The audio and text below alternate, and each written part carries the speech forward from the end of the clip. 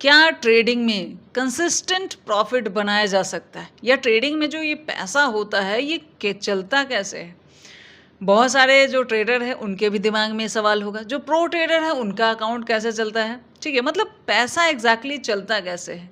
Strategies तो हम बहुत जगह बात करते रहते हैं, मार्केट मूव का बात करते रहते हैं, पैसा चलता कैसे है और क्या कंसिस्टेंट प्रॉफिट एग्जैक्टली पॉसिबल है। वैसे इस वीडियो के एंड होते होते आपको बहुत अच्छी तरह से समझ आ जाएगा कि पैसा आखिर ट्रेडिंग में फ्लोट करता कैसे है और किसका अकाउंट कैसे चलता रहता है।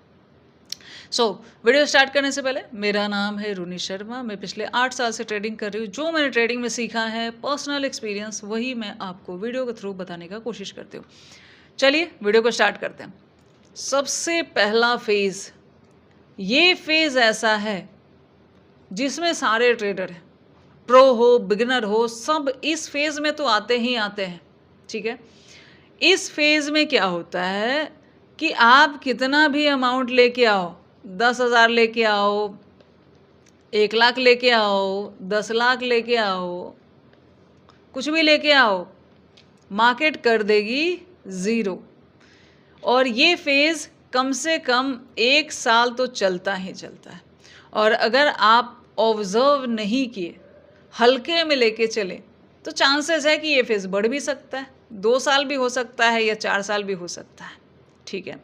मेरे केसेस में ये फेज़ मेरे लिए 2 साल था, जहाँ मैंने मार्केट को सीरियसली समझने का कभी ट्राई ही नहीं किया। मार्केट को बहुत हल्के में लेके चलती थी, जैसे हर ट्रेडर की तरह मुझे भी यही लगता था कि कितना आसान है ट्रेडिंग में पैसा बनाना, और एज यू नो सिर्फ ध्यान पैसे पे।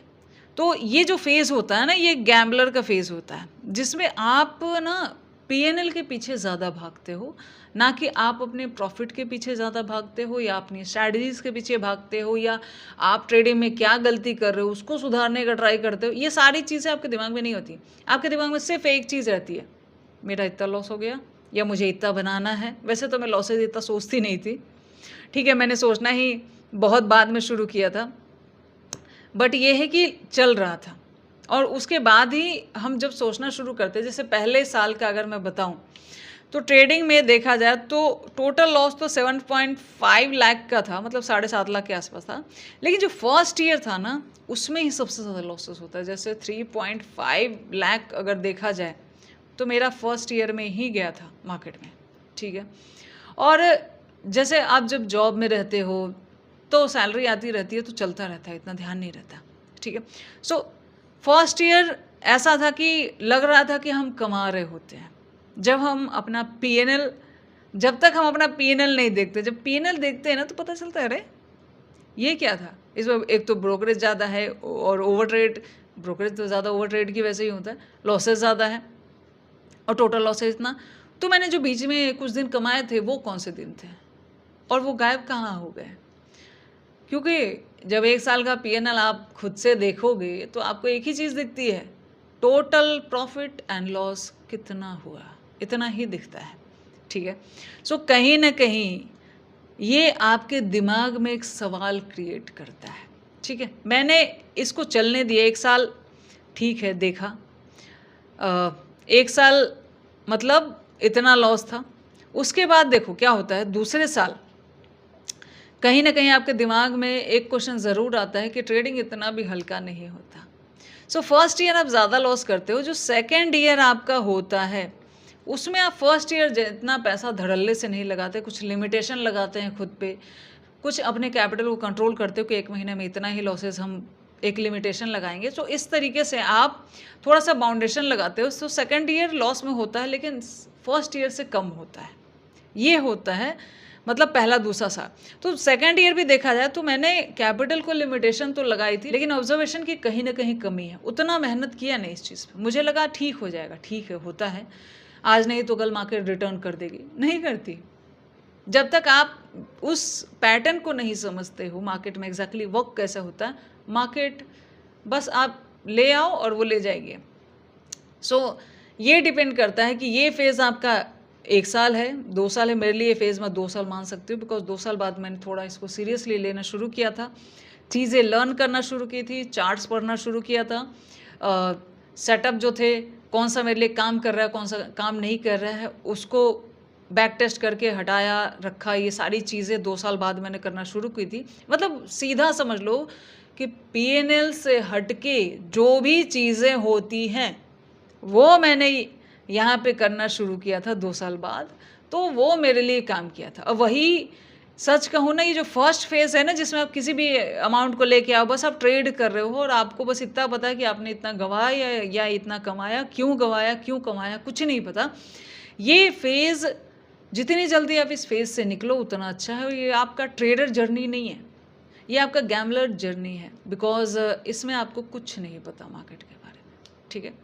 सो ये फर्स्ट फेज़ सबकी लाइफ में आता है, जहाँ मार्केट को बहुत हल्का लेके चलते हो, मार्केट आपको बढ़िया से बताती है वो कितनी हल्की है।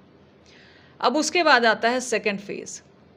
सेकंड फेज़ में आपके साथ क्या होता है कि आपको समझ आता है कि भाई मार्केट इतना भी आसान नहीं है, बिल्कुल नहीं है, ठीक है? आपने जो कमाया गवाया छोड़ो उसको, इतना भी आसान मार्केट नहीं है।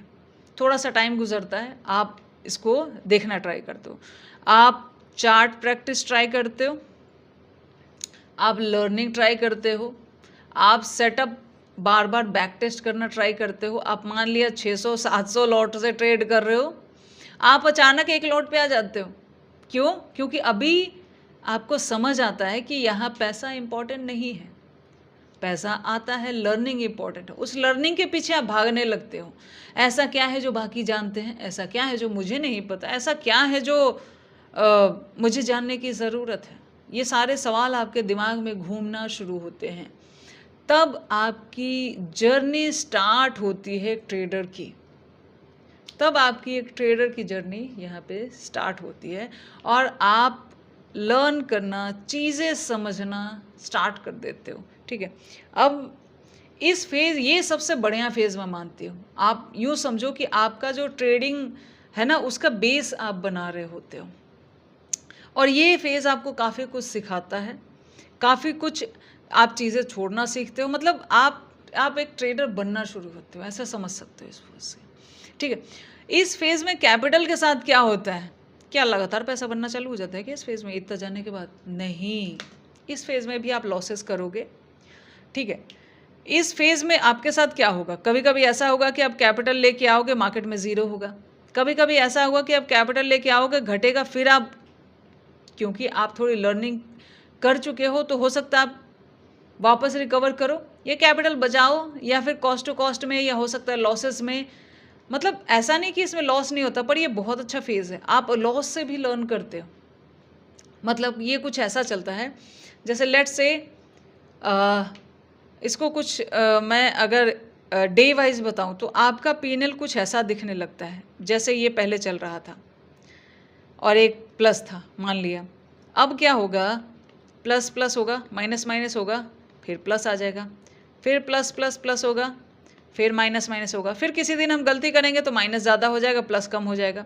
मतलब ये है कि पहले जो था, जिसमें माइनस माइनस माइनस माइनस ही दिख रहा था, उसमें प्लस ऐड होने लगता है, ठीक है?